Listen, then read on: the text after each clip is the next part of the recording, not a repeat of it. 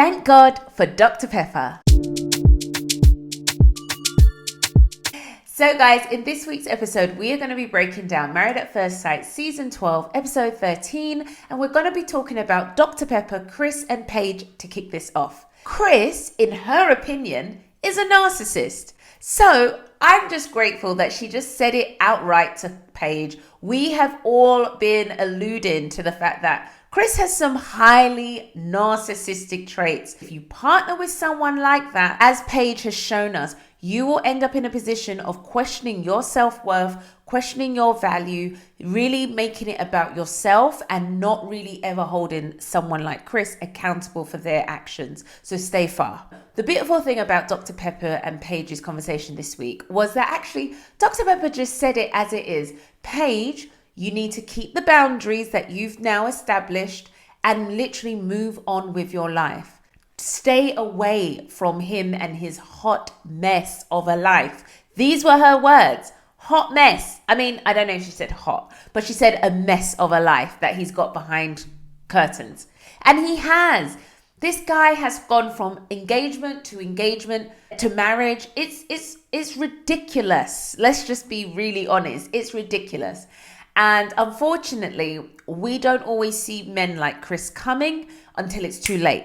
But I hope, having watched this season, we as women will make sure to pay attention to red flags like what we've seen all throughout this season with Chris and his behavior. So the other thing I love is Dr. Pepper was just like, you don't take that garbage from anyone. Even if someone's a nice person and they happen to actually step out of line and treat you wrong or do something, make sure you call them out on it there and then. And that is such good advice. I cannot say, guys, how happy I am to just see that Dr. Pepper took a very direct and frank approach with Paige. There was no going around the houses. There was no kind of blurred lines. She just hit the nail on the head.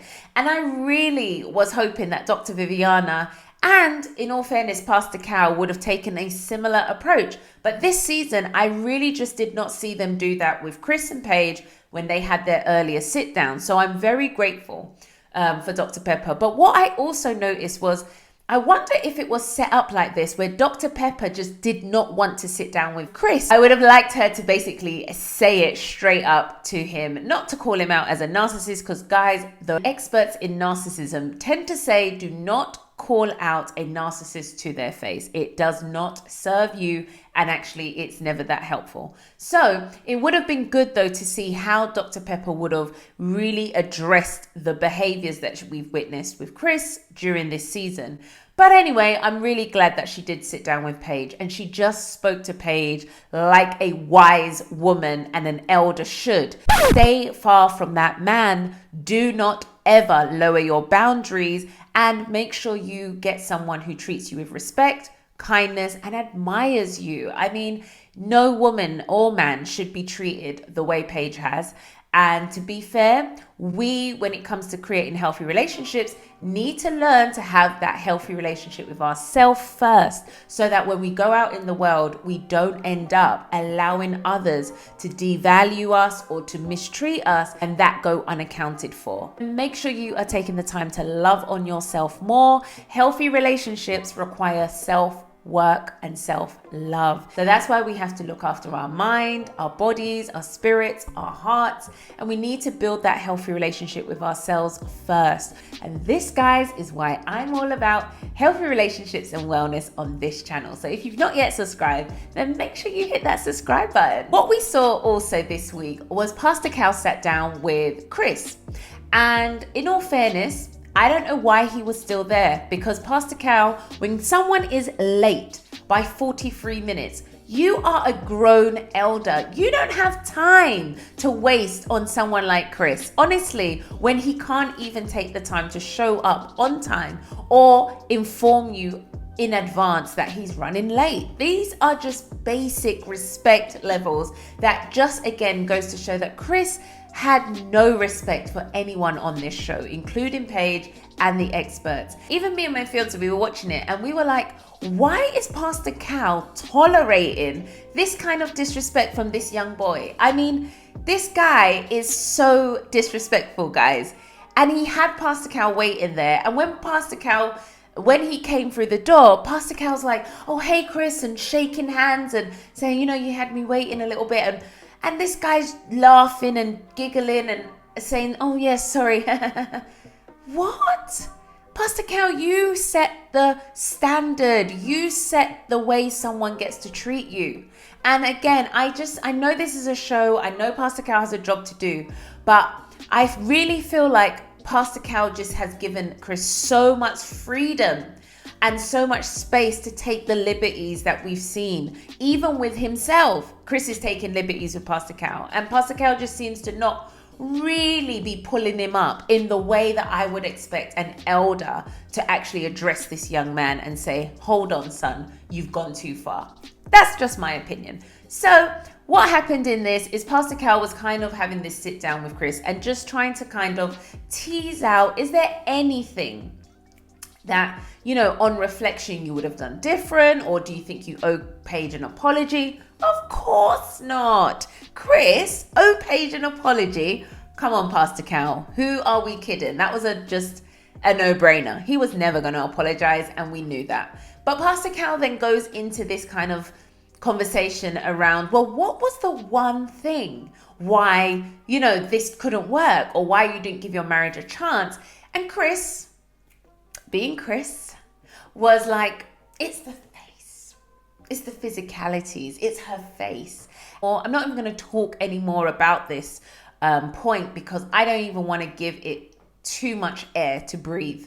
But the fact that this guy has to come on here and find any means necessary to devalue this woman and to just try and break her, So even when she watches this back, these are the seeds of how people like Chris and manipulators and toxic and even quite highly narcissistic people can just plant those seeds so that when you're now trying to move on with your life, it's like those words, those last thoughts, those opinions are resonating. And I just pray that Paige, during this, even as she watches this series back, is able to have the strength to withstand and block out some of that nonsense that this guy just spoke. And I'm not against people saying they're not attracted to someone or they are. From the minute I saw Chris and even just got a taste of what his attitude and his whole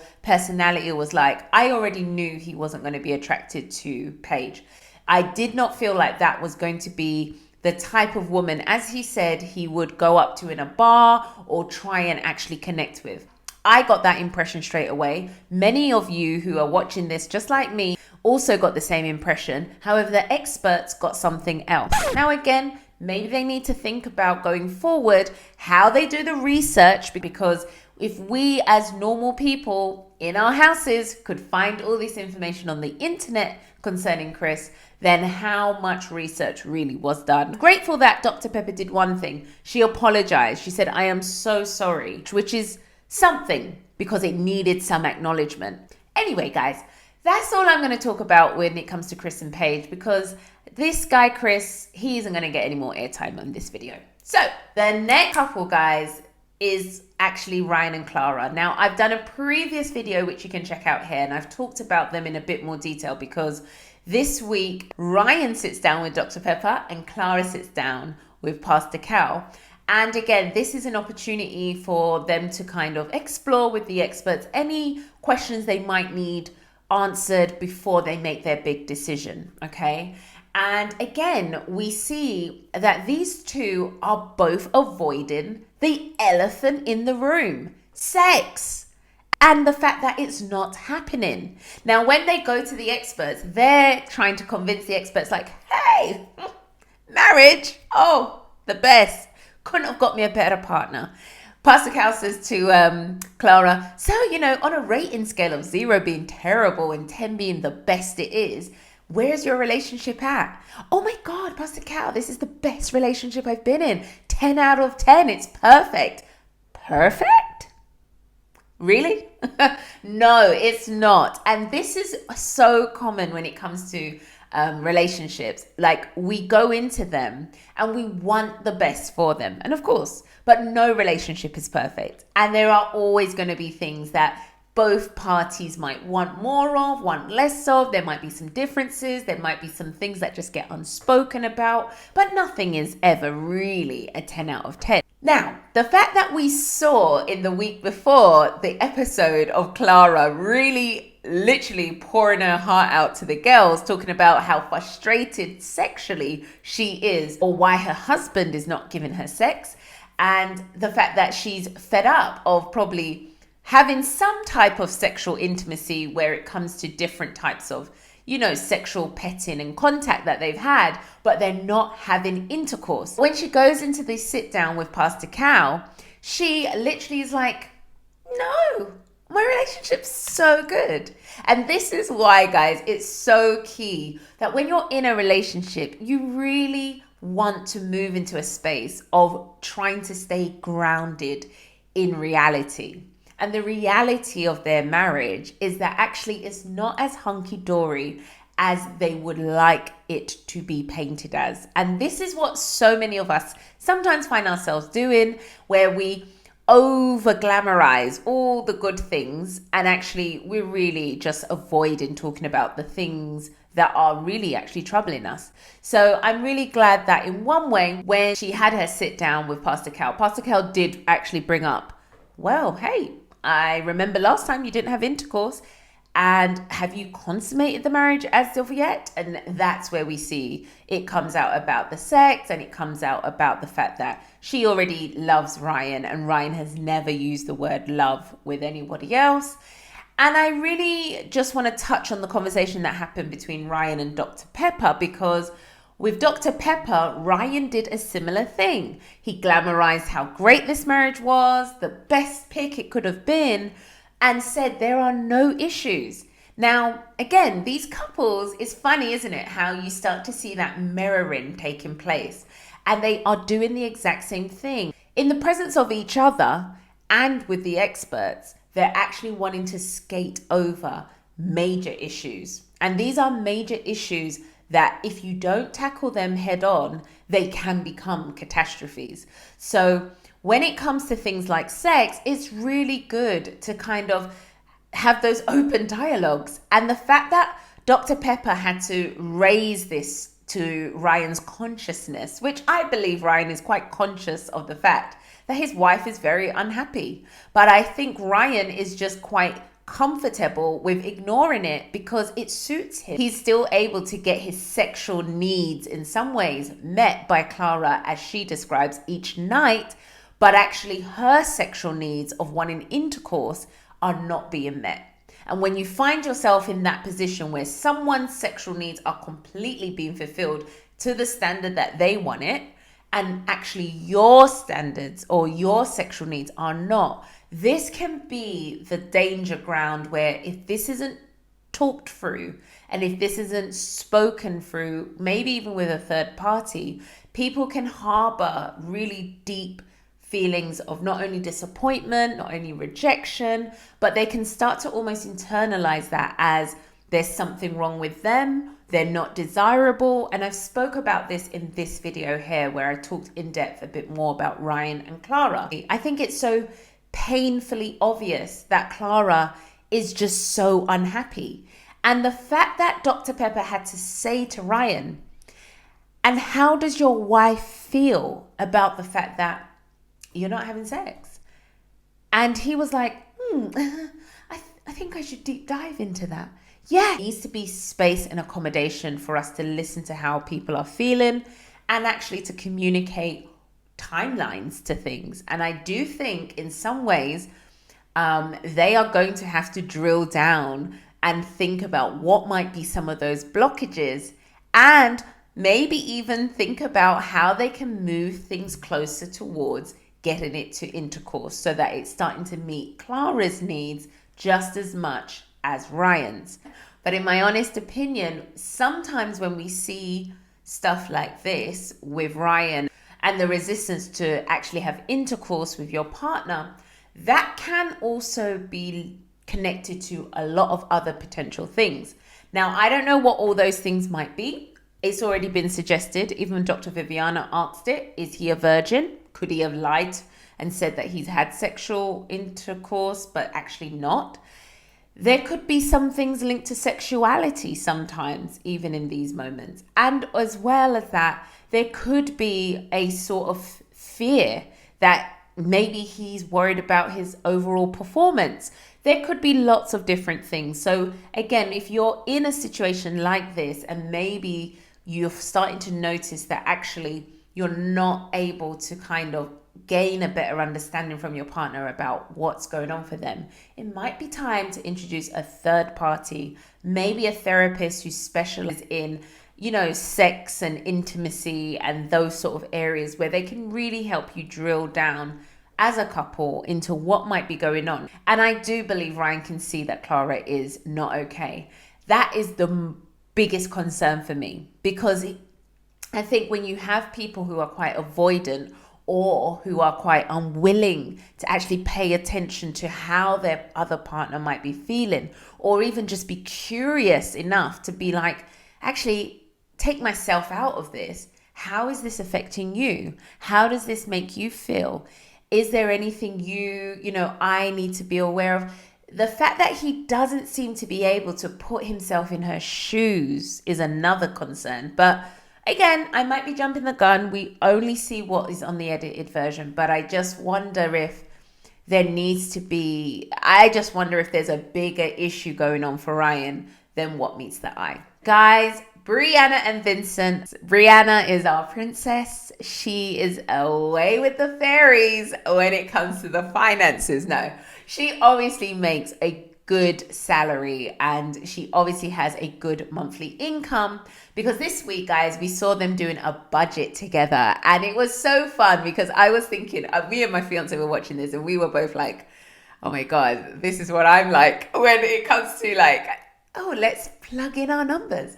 But it's good to see that they both sat down together and they both were trying to kind of, honestly discuss finances. And finances can be one of those things that often can make and break a relationship. So it's always a good tip to actually, if you're in a partnership or a marriage, sit down together each month before the next month starts. That's one of my favorite things. And I got that from Dave Ramsey, guys. It wasn't my own idea. I do think it's really good, guys, to have an actual meeting about the finances and come together and see where you can shave off and save a bit more and spend a little less.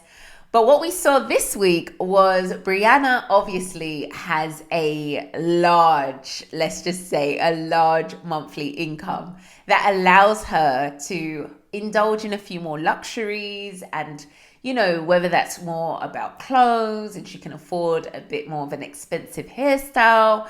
And you could just see literally her husband's face, Vincent, just changing. Like, he was literally like, this is diabolical, 250 on your braids every month. That is crazy. And I'm guessing she doesn't get braids every month, but that was what she mentioned. Or she said like £400, or I keep saying pounds, guys, sorry, dollars, $400 for clothing. And then maybe let's put 400 for date night and entertainment. And, you could just see that Vincent was like, where am I going to find this money? No, I don't know. He might have had enough money to cover this.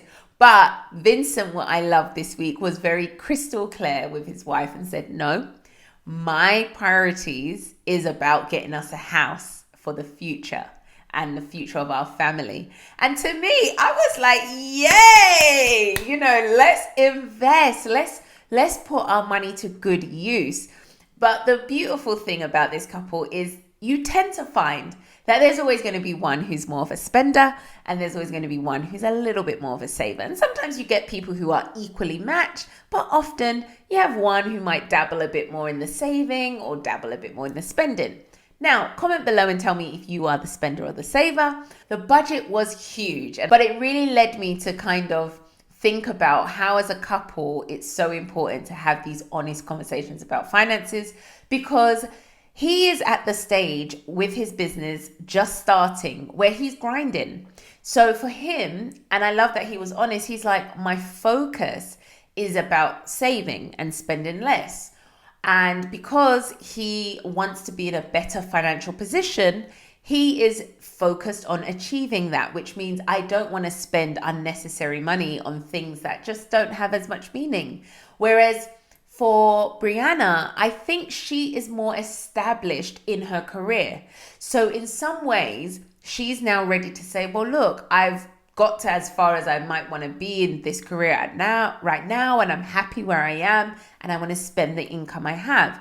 The great thing about their relationship is they're discussing it, and this is not going to be a one-time conversation. These conversations will happen all the time. So another tip is just, if you are a couple and you are not yet talking about your finances, get talking about it. Don't be afraid. You want to be in relationships where you can honestly open up and say, this is what I have and where you want to go as a family. So cast a vision for your finances, dream together and plan what it is we want to achieve in the next 3, 4, 5, 8, 10 years. What steps do we need to take to get there? Let me know below what your thoughts are on finances. Other thing that I wanted to talk about was the fact that Brianna actually had a conversation with Dr. Pepper about the fact that she has high blood pressure and she has a fear about being pregnant. And I was just like, thank you, Jesus, that this lovely woman just opened up her mouth and said that. I mean, I had no idea that she had high blood pressure. And it was just so nice that she actually spoke honestly about that fear. Now, I think there are so many women who not only have fears around being pregnant, not just because of the pain or the changes to their body, but sometimes, we have underlying health conditions that at the back of our mind, we're worried about. And unfortunately, there's not always the space, or maybe we're not always confident to go out there and just say, hey, this is what's going on with my health, whether it's high blood pressure, whether it's fibroids, whether it's cysts, whether it's whatever it is that you might have going on. It can be hard sometimes to just say those things to our partner or to others and really put in context why we're worried about becoming pregnant. I thought that this week's episode was really good because it touched on some key points that are familiar and common to many, many women. You want to be in a healthy relationship where you do feel comfortable enough to say the scariest thing for you is X, Y, and Z, or my fears around being pregnant are this.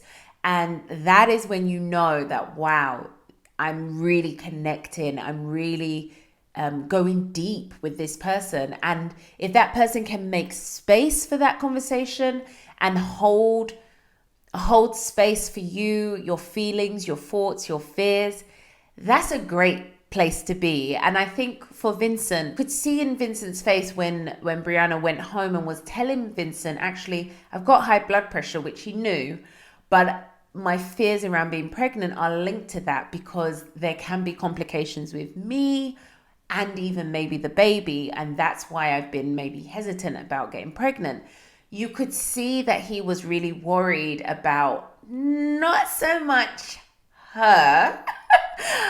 Immediately, I think his mind was like, oh my God, I want kids.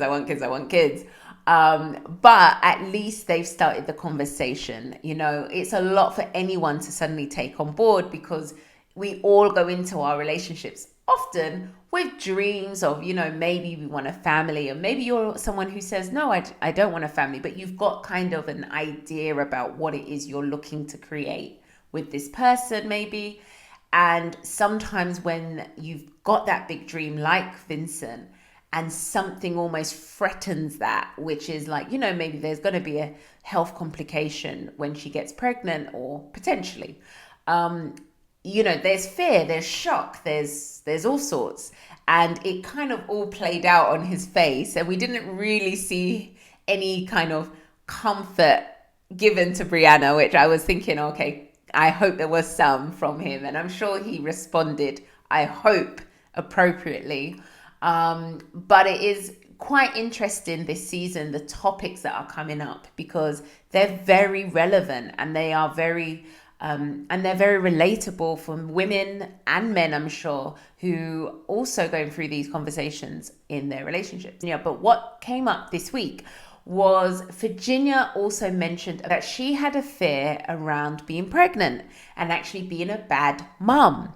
So I just think it's really interesting that these themes for the women around being pregnant, there's fears around that, but also the fact of, for Virginia, the fear of being a bad mum based on her past childhood experiences. Now, for her, she mentions the fact that there are conversations or things that may have happened in her past when she was a child that have really left her scared to actually get it wrong with her own children. And I really felt like Virginia was really brave in just being honest about that, because that actual thought process is more common than we actually think. As difficult as some of these relationships have been to watch, the themes are so relatable and relevant. The only good thing I will say about Haley and Jacob this week is that they actually finally listened to the experts and are having a deeper, more meaningful conversation. Hopefully, they might get to a place where they don't have to call quits on this marriage. But in all fairness, I don't know if they'll end up really doing enough work in these next few weeks just to make sure that by decision day that they are actually ready to say yes to each other. I'm kind of like, I'm sitting on the fence. I hope so, but I also feel like they may not. I think one of the most important things is healthy relationships do require work, but the work starts with yourself. That is one thing that I promote on my channel. And that's because there is no way you can establish a healthy relationship with someone else when you don't actually have a healthy relationship with yourself. So if you want to know more about how to create that healthy relationship with yourself, then make sure you join our community, hit that subscribe button and click the bell so you get notified each and every time I upload. And of course, remember to hit that like button so you never miss another video.